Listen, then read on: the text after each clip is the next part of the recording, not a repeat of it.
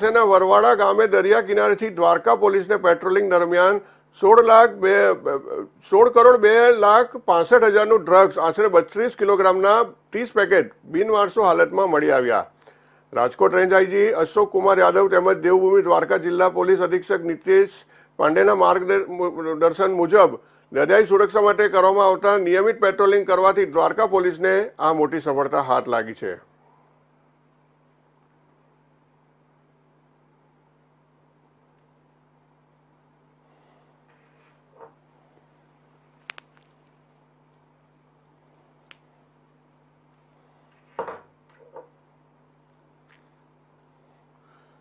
તો જે રીતે આપણે જોયું કે અગાઉ પણ બિનવારસી હાલતમાં દરિયા કિનારેથી ડ્રગ્સ મળી આવવાની ઘટના સુરતમાં પણ બની હતી। એ જ મુજબ આ ઘટના બનવા પામી છે। દ્વારકા પોલીસને પેટ્રોલિંગ દરમિયાન 16 કરોડથી વધુનું ડ્રગ્સ 32 કિલોગ્રામ જેટલું ડ્રગ્સ મળી આવ્યું છે, જે દ્વારકા પોલીસની પેટ્રોલિંગ ટીમ દ્વારા જપ્ત કરવામાં આવ્યું છે।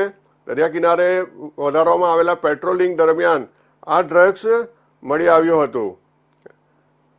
ડ્રગ્સના આ કન્સાઇનમેન્ટ ક્યાંથી આવ્યું, કોને મળવાનું હતું અને કઈ રીતે આ બિનવારસી હાલતમાં અહીં પડ્યું હતું, એ તમામ પ્રકારની જાણકારી મેળવવાના પ્રયાસો હાલ પોલીસ દ્વારા કરવામાં આવી રહ્યા છે। અને સૌથી મહત્વની વાત કે આ ડ્રગ્સ બિનવારસી કઈ રીતે દ્વારકાના દરિયા કિનારા સુધી પહોંચ્યું, એ પણ સૌથી મહત્વનો મુદ્દો જણાઈ આવ્યો છે।